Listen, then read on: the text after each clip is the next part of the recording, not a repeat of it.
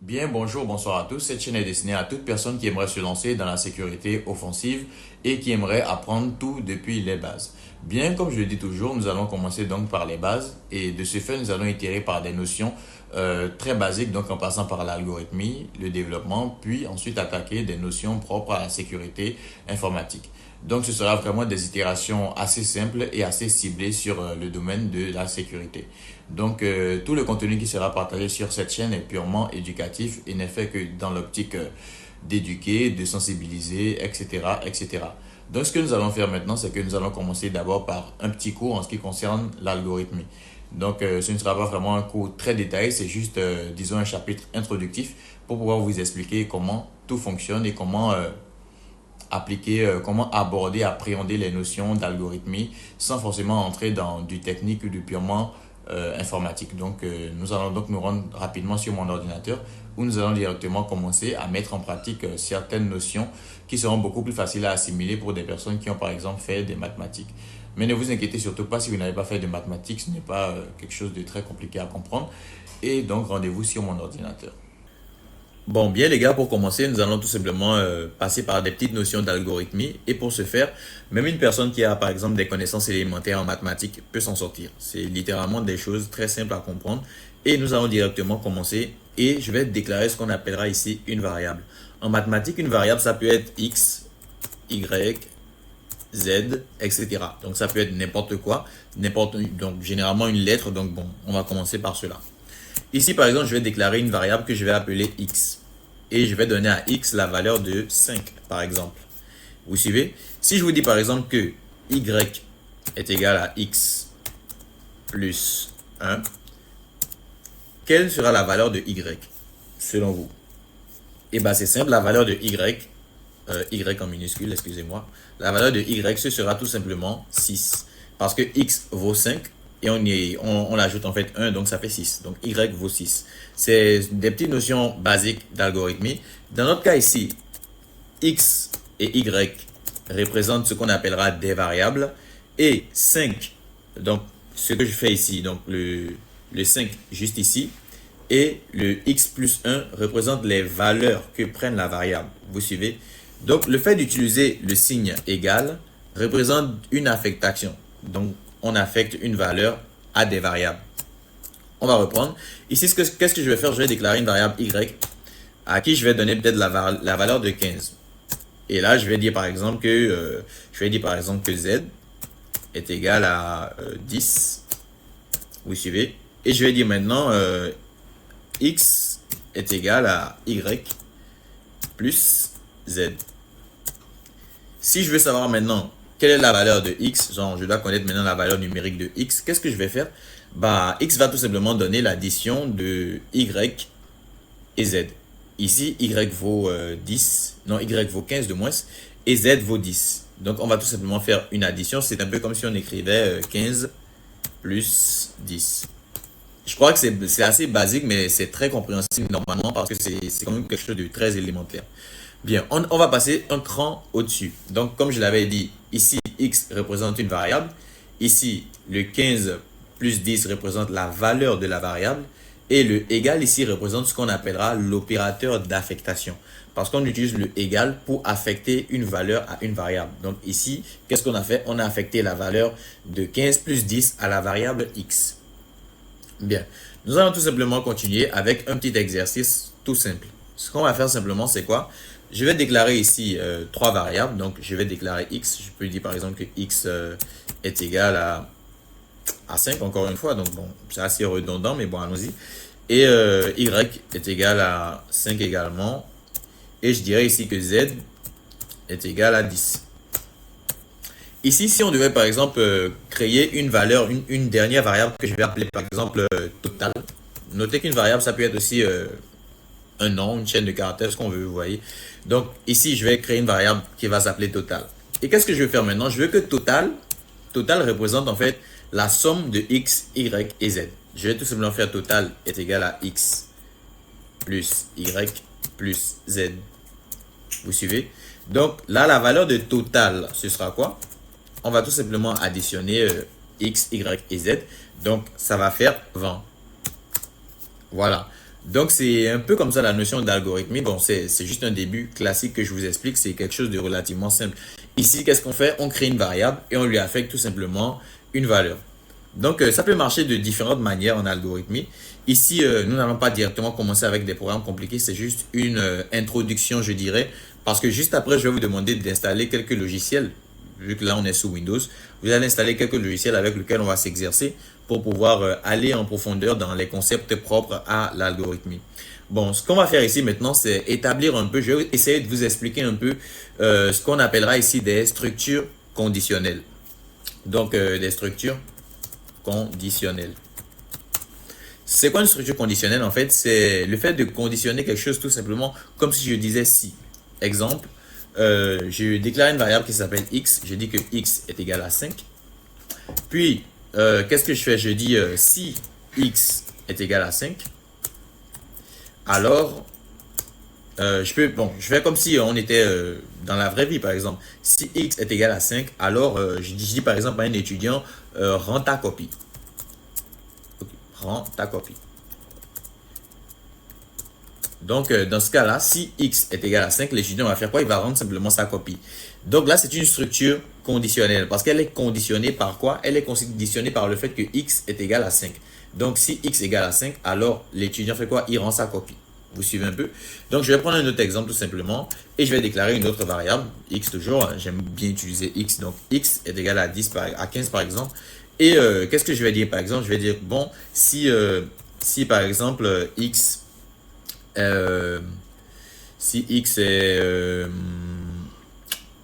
qu'est-ce que je vais prendre comme exemple? Si x est supérieur, donc ici, si x est supérieur à 5, bah, si x est supérieur à 5, alors, bon, va dormir par exemple. Je dis ça par exemple, va dormir. Je dis ça comme ça, hein, ça peut, c'est juste pour illustrer un peu.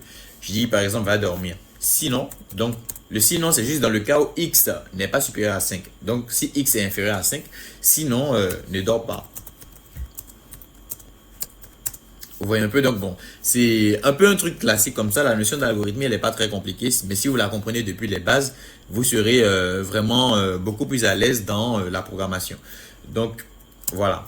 Ici, j'ai essayé de vous expliquer des structures conditionnelles. Donc, on conditionne tout simplement les choses. Et pour ce faire, je vais vous donner par exemple un troisième exemple. Donc, je vais déclarer une autre variable que je vais appeler y cette fois-ci. Donc, y est égal à 10 par exemple. Ici, je vais dire si y est différent de 10. Pour faire simple en fait en programmation, pour utiliser le terme différent, on ne fait pas comme en mathématiques où on utilise des égales barrées, mais on utilise le point d'exclamation, excusez-moi, le point d'exclamation, ouais, je l'ai pas, ouais, je l'ai, voilà, le point d'exclamation avec le égal pour dire différent. Ça suit? Donc si y est différent de 10, c'est-à-dire que si la valeur de y ce n'est pas 10, alors bah on demande par exemple à un étudiant de faire quoi?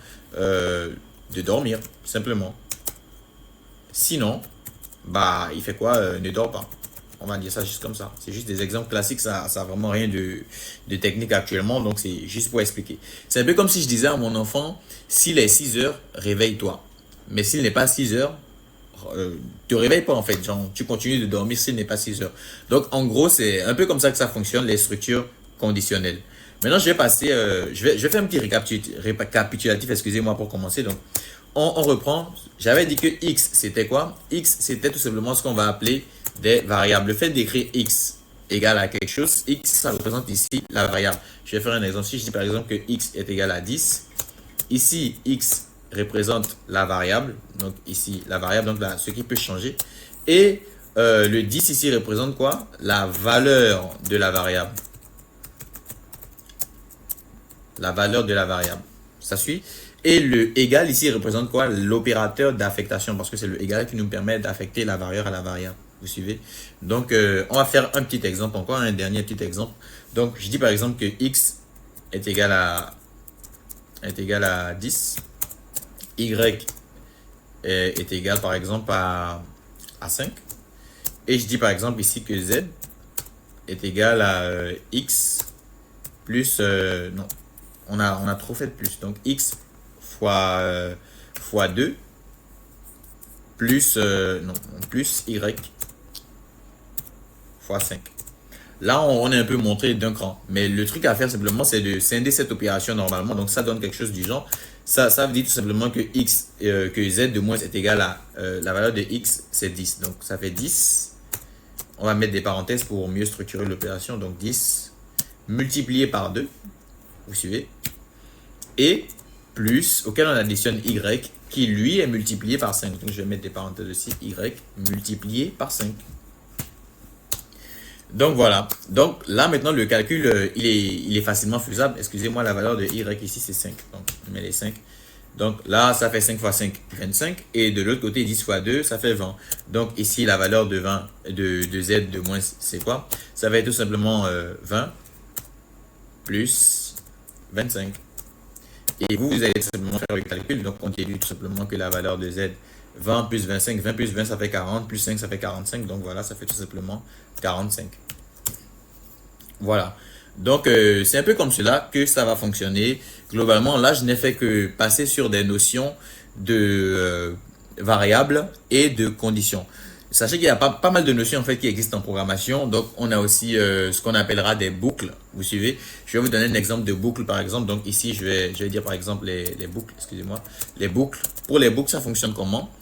Disons que ce sont des choses. Je vais expliquer ça très simplement. En fait, ce sont des choses qui vont se répéter suivant certaines conditions ou non. Je vous donne un exemple. Si par exemple je dis à mon enfant, tant qu'il n'est pas midi, par exemple, tant qu'il n'est pas midi, tant qu'il n'est pas 12 heures, reste à l'école. Reste à l'école. Ici, tant qu'il n'est pas midi, l'enfant fait quoi? Il reste à l'école. Donc, lorsqu'il sera midi, il va quitter l'école, vous suivez? Donc, c'est un peu comme si je disais dans l'algorithme, ce qu'on va faire, c'est faire quoi, par exemple? C'est dire, par exemple, tant que... bon, je vais prendre un exemple plus concret. Je vais déclarer une variable x. Je vais dire x est égal à 10. Et si je vais dire tant que x,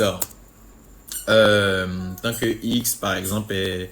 bon, tant que x est supérieur à 5, tant que x est supérieur à 5, tu fais quoi? Tu affiches par exemple un message, tu affiches le message bonjour, par exemple. Tu affiches le message bonjour. J'utilise une syntaxe ici qui est propre à la programmation, mais on va en revenir un peu plus tard. Comprenez ça comme ça pour le moment, parce que nous allons très bientôt installer un logiciel. Donc, je vais l'introduire à la fin de cette vidéo. Vous allez l'installer et avec ça, nous pourrons écrire des programmes algorithmiques beaucoup plus concrets, beaucoup plus parlants, vous voyez.